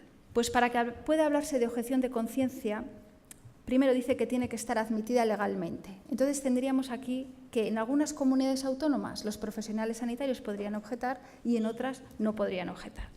Pero también dice que haya creencias religiosas o ideológicas implicadas o que la conducta médica o terapéutica se refiera a un derecho fundamental de terceras personas. Pues bien, ¿cuándo puede haber objeción de conciencia? En los supuestos de instrucciones previas. Resumiendo, no hay objeción de conciencia cuando el paciente haya incluido cláusulas contrarias al ordenamiento jurídico o la lex artis. el médico no tiene obligación de cumplirlas, clarísimo. No hay objeción de conciencia cuando haya una diferente interpretación de la lex artis, porque tampoco la lex artis es algo claro y nítido. Se necesitaría acudir a una segunda opinión o se necesitaría también acudir al Comité de Ética Asistencial. No puede haber objeción de conciencia cuando el profesional sanitario se niega a dar validez al documento de instrucciones previas. Eso no es objeción de conciencia. El personal sanitario tiene la obligación de ver qué es lo que dice ese documento y después ya podrá emitir si tiene o podrá acogerse al derecho a la objeción de conciencia o no. Entonces, ¿cuándo se plantea la objeción de conciencia en las instrucciones previas? Cuando sí son cláusulas jurídicamente válidas, incluso son acordes con la lex artis, pero por cuestiones de conciencia el médico decide no aplicarlas. En concreto, en las comunidades autónomas que lo permiten, el personal sanitario tendría derecho a ejercer esa objeción para no aplicar las instrucciones previas, siempre y cuando estemos ante un caso de objeción real, se comunicaría al hospital, como ya se ha dicho aquí anteriormente, y que se trate de la vulneración de un principio moral del médico. En el resto de las comunidades autónomas, aunque no se recoja específicamente en la legislación, parece que sí que podría haber un derecho a la objeción de conciencia, en tanto que los supuestos recogidos en las instrucciones previas afectan a derechos fundamentales de terceros: derecho a la vida, derecho a la integridad física o moral, a la libertad ideológica. Por ejemplo, aquí le remito a la guía ética práctica que comentaba anteriormente de la Fundación de Ciencias de la Salud, que trae unos ejemplos muy claros. Por ejemplo, que no se aplique un determinado tratamiento o que se le administren opiáceos. Estamos hablando en los finales de la vida, no estamos hablando en otro momento. O también que se le retire un soporte vital o que se le administre un determinado tratamiento, aunque éste sea fútil. ¿Qué ocurre si se desatienden las instrucciones previas sin que haya objeción de conciencia? Pues el personal sanitario puede incurrir en responsabilidades. Yo no me atrevo a decir, como algún autor dice, que puede incurrir en responsabilidades penales de delitos de omisión, etcétera, del deber de socorro, etcétera, pero sí que hay una responsabilidad disciplinaria y administrativa y en una responsabilidad civil por daño moral derivado de la falta de respeto a la autonomía como paciente. Acción esta última que habrían de ejercitar en su caso los herederos del paciente en el caso de su fallecimiento. En cualquier caso, la Administración sanitaria, en los casos de objeción, debería proveer los recursos suficientes para que, llegado el caso de que un profesional sanitario ejerza su derecho, el derecho del paciente estipulado en el documento de instrucciones previas pueda llevarse a cabo. En este sentido, yo creo que se deben interpretar las legislaciones de Andalucía, que además Andalucía es una de las pioneras en muchos aspectos, y de Castilla-La Mancha, no en el sentido de negar la objeción de conciencia al médico, sino de garantizar el derecho individual a decidir del paciente. En conclusión, yo creo que sí se puede objetar al cumplimiento del documento de instrucciones previas cuando la aplicación de su contenido vulnere los principios morales del médico, independientemente de que esté o no recogido por una legislación específica. Abogaría, eso sí, porque la redacción de estos documentos se realice siempre en diálogo con el médico, a ser posible con el que le va a tratar, o, si no, con los encargados del registro de instrucciones previas, que normalmente suelen ser médicos. Porque de lo que se trata es que este instrumento se utilice como una herramienta de planificación anticipada al tratamiento, no como un apoyo coyuntural en un momento determinado. Para más información, hemos recogido nuestras publicaciones y también lo que existe ahora mismo en instrucciones previas en nuestra página web testamentovital.net, y ahí ya les remito para cualquier cuestión también. Muchas gracias. Muchísimas gracias, Ana Marcos, por tu brillante intervención. La verdad es que me lo han puesto muy fáciles mis contertulios, porque la verdad es que se han ceñido perfectamente al tiempo para dejarnos una media horita holgada de charla, y en lo que empiezo a ver manos levantadas, en lo que van pensando en las preguntas a hacer, con esto de, entre comillas, que me hayan atribuido las facultades de jefe de mesa, Yo no sé si me voy a portar demasiado bien con ellos, pero voy a recoger yo el guante de esta primera discrepancia y creo que la primera pregunta tiene que ir dirigida al profesor Salvador Tarodo, que es el que falta por hablar del tema. ¿Qué piensa usted sobre el tema de la objeción de conciencia en las instrucciones previas? Y acto seguido, pues ya si el profesor José Antonio Seoane pues quiere matizar en completar su exposición en base a réplica o contrarréplica de la profesora Ana Marcos, pues creo que tenemos un interesante inicio de debate en la mesa.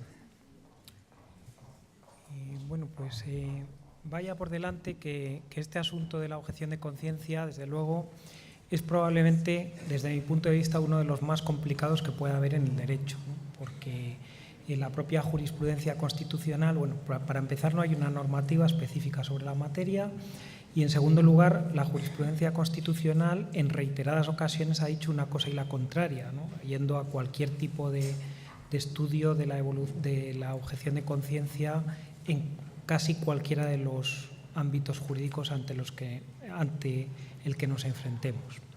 He dicho esto, primero, y segundo, que tampoco conozco la normativa como mis compañeros que la han estudiado, sobre todo esta normativa autonómica, con lo cual con esas cautelas, ¿no? Pero dicho esto, a mí me parece lo siguiente: si las instrucciones previas están concebidas para tratar de recuperar la voluntad de una persona que no la dio en su momento, tratar de recuperarla cuando no está en disposición de prestar su voluntad, si esa es la finalidad, deberíamos entender que esas instrucciones previas son esa manifestación de la voluntad de esa persona.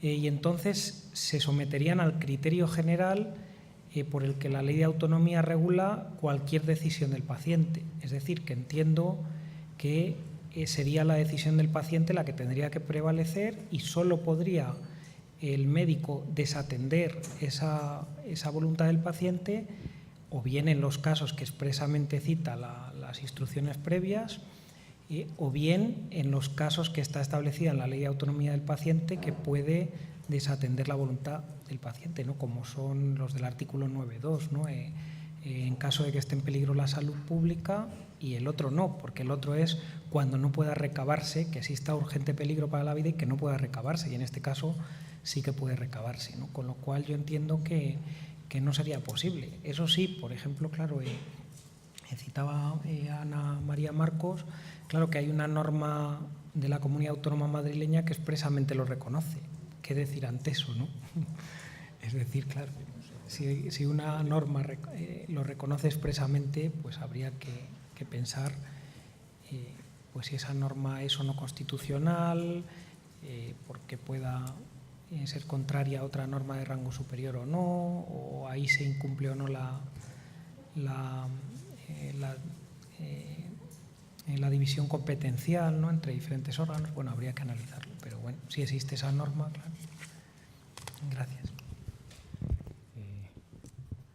Bueno, pues aprovecho para precisar lo que decía sobre las instrucciones previas. Y me reafirmo, quiero decir, no hay objeción de conciencia ante las instrucciones previas. Lo que puede haber es objeción de conciencia ante ciertos contenidos contenidos en las instrucciones previas, pero igual que si fuesen manifestados mediante el consentimiento informado. Las instrucciones previas son una forma de manifestar la voluntad del paciente cuando ya no lo puede hacer de forma autónoma, igual que el consentimiento es la forma de manifestación cuando el paciente lo puede hacer de forma autónoma en el momento presente. Son dos formas de manifestación de la voluntad que luego tienen ciertos contenidos. Si el contenido de las instrucciones previas es objeto o legitima la objeción de conciencia, lo será por su contenido, no por la forma de manifestación. Esa es la precisión que yo quería incluir. Si yo rechazo el tratamiento, el rechazo del tratamiento no es una objeción de conciencia. No cabe objeción de conciencia. El profesional tiene que respetar esa decisión autónoma. Si hay una limitación de esfuerzo terapéutico, esa es una decisión clínica y, por tanto, es algo que tiene que ver o no con alguna práctica clínica, no con la autonomía. Por tanto, tampoco hay objeción de conciencia. Si hay una decisión sobre sedación o cuidados paliativos, tampoco cabe objeción de conciencia.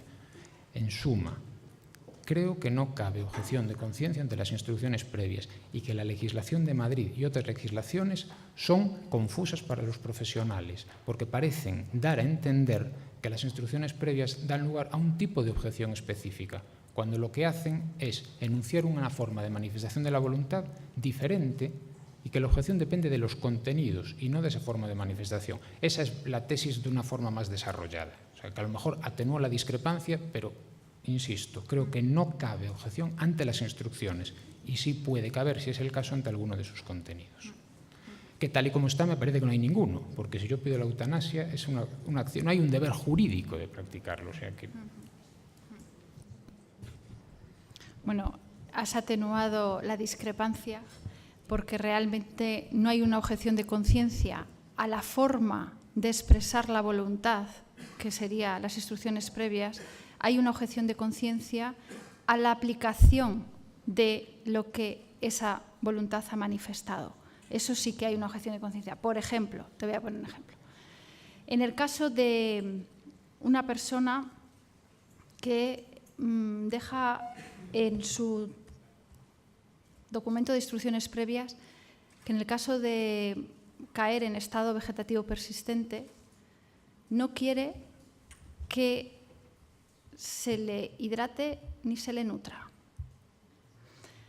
Ahí hay un claro caso, para mí, a mi modo de ver, de objeción de conciencia, porque hay muchos profesionales de la sanidad que ante esta situación su conciencia se vería vulnerada si le desconectan el respirador o si no le someten o le quitan la sonda, perdonad la expresión, o le quitan la sonda en el caso de que esa persona necesite esa sonda de hidratación y de nutrición para seguir viviendo.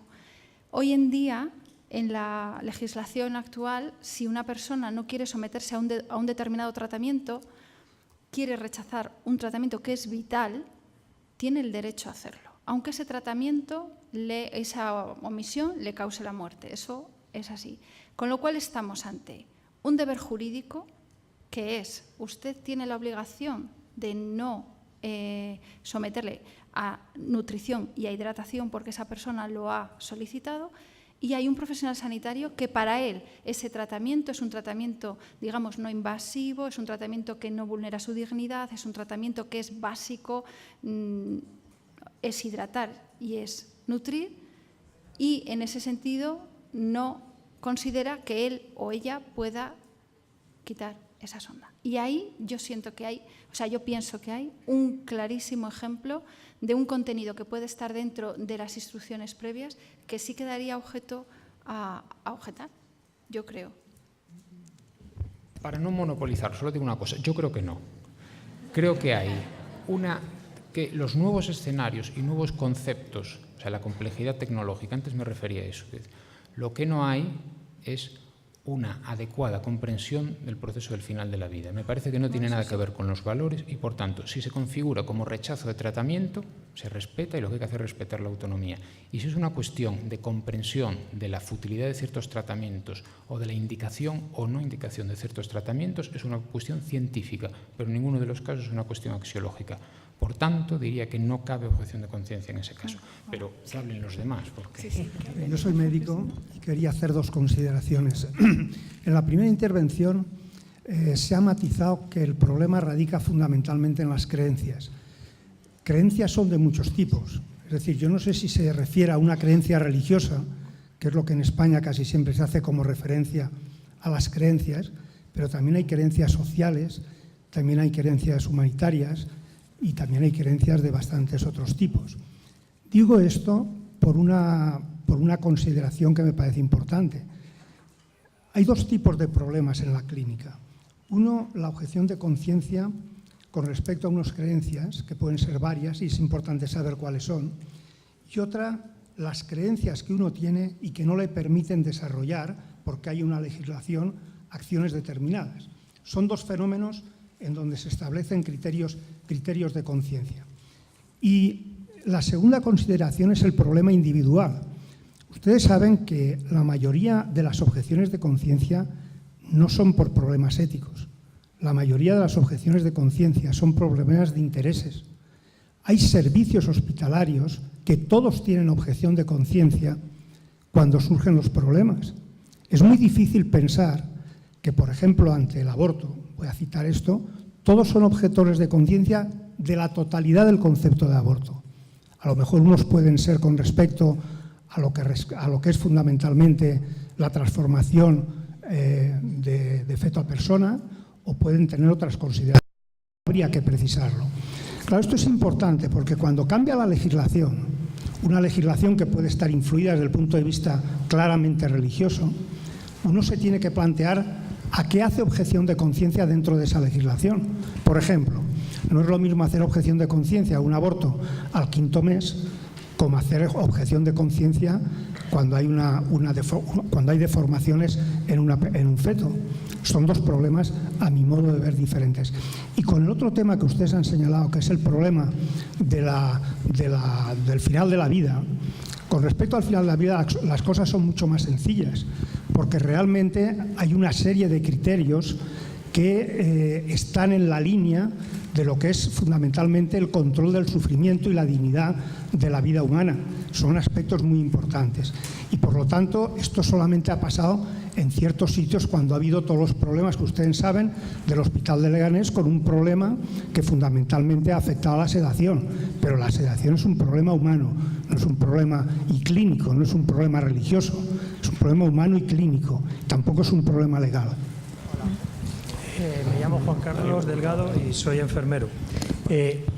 A mí me parece que cada vez que hablamos de estos temas, cada problema humano que hay un tufillo sanitario, creamos problemas donde no lo hay, ¿no? Esto de las instrucciones previas empezó como el testamento vital y nadie ponemos en duda de que vayan a hacer objeción de conciencia cuando voy al notario y hago un testamento.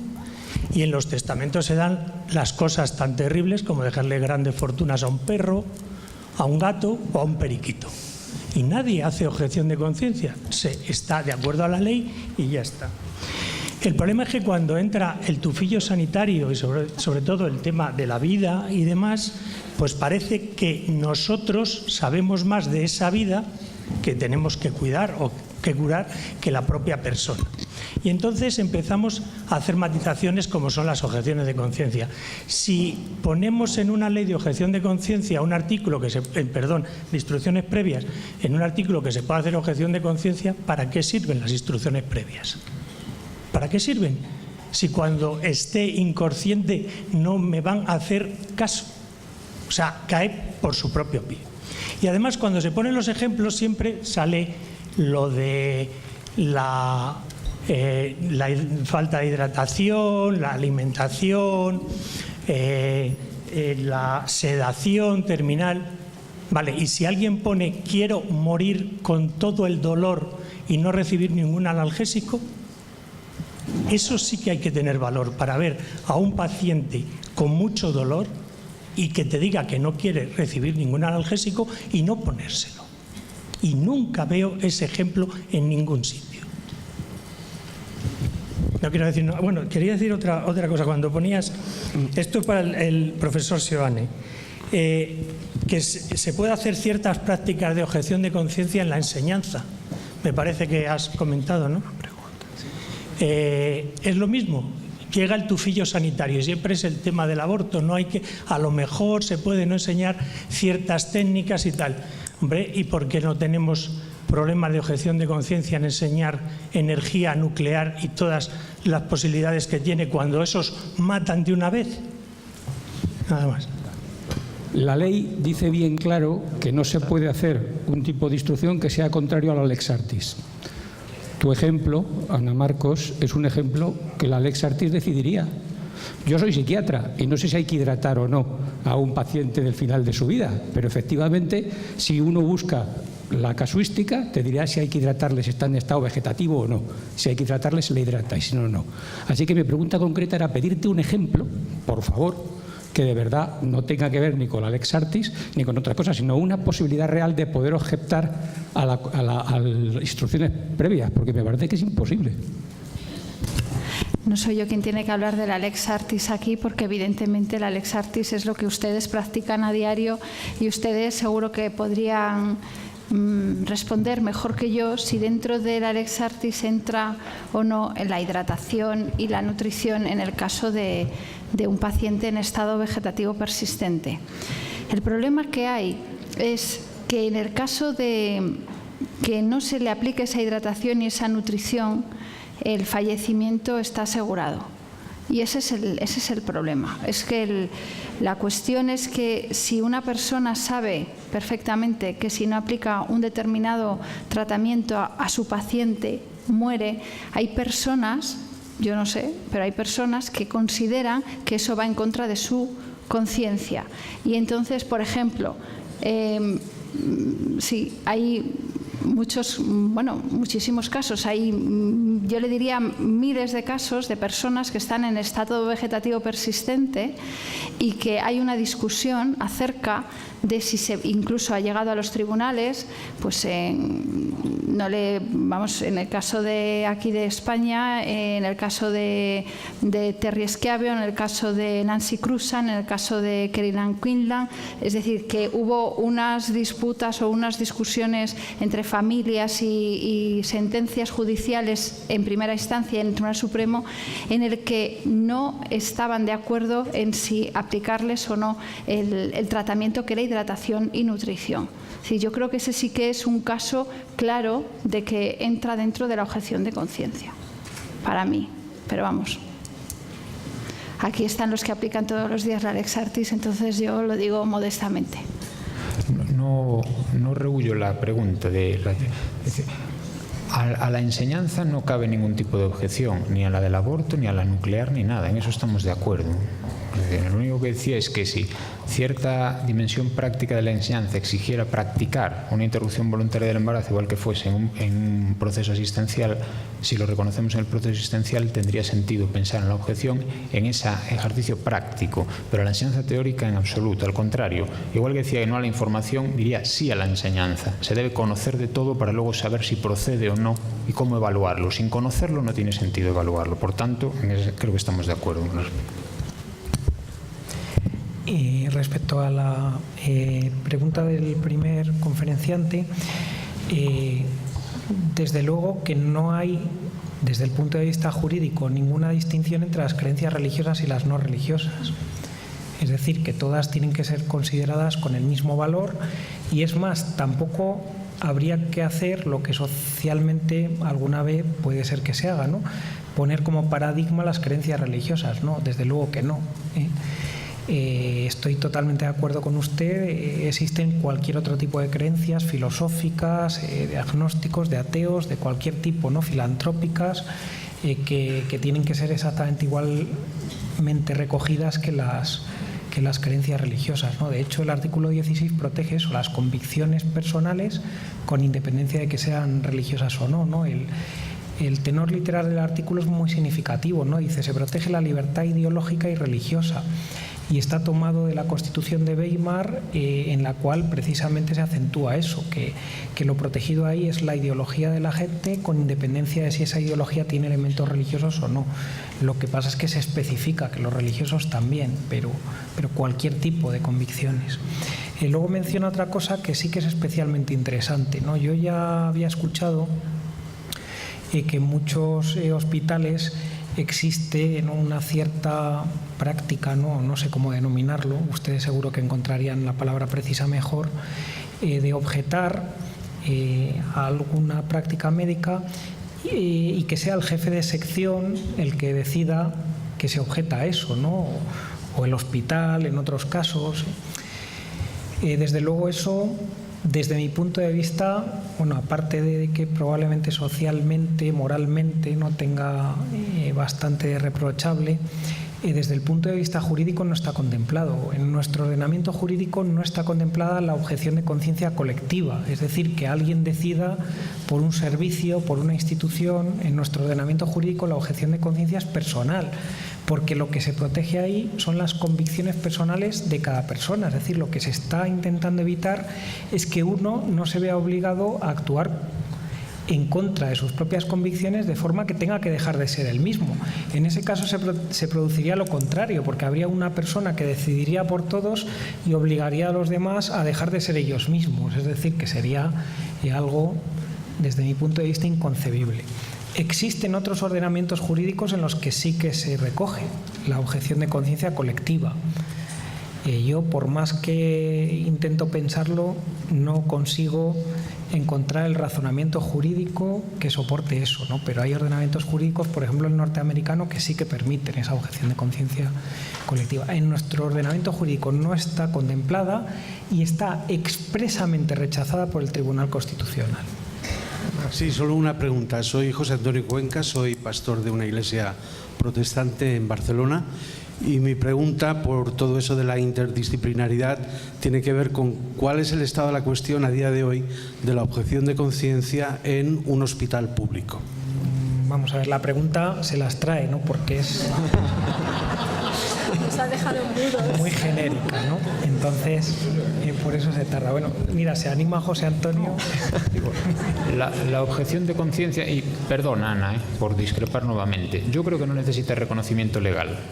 La verdad, que basta con que esté reconocido el derecho, pero hoy día reconocimiento legal tiene para la interrupción voluntaria del embarazo si es una acción directa, si es una relación de causalidad, pero creo que en otras circunstancias, dentro de los contenidos que apuntaba ahí, podría ser admitida. Ahora, tiene un carácter tan excepcional que, una vez evaluado, si se considera que la objeción la puede realizar, debería ser respetada y debería ser protegida por el profesional. Pero este médico al que usted se refiere debería manifestar que existe un conflicto entre sus convicciones morales o convicciones religiosas, el deber jurídico que se le impone, que el deber jurídico es un deber ineludible que tiene que cumplir él y que no existe otra alternativa, y que el cumplimiento de ese deber le genera un daño tan grave a su integridad moral que está dispuesto a incumplirlo y solicita la dispensa para cumplirlo, reconocido legalmente solo en el ámbito de la interrupción voluntaria del embarazo.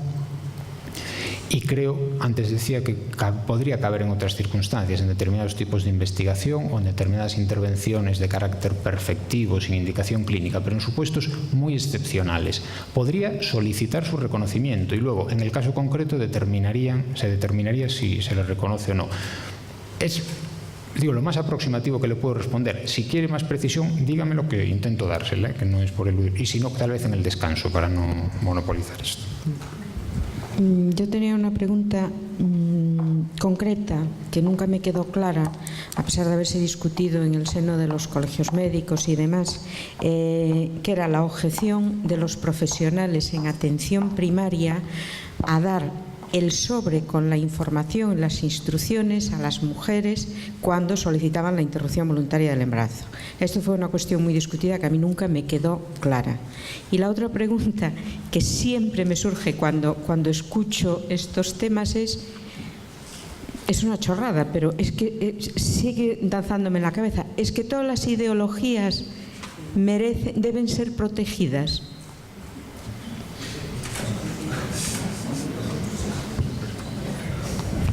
La primera pregunta,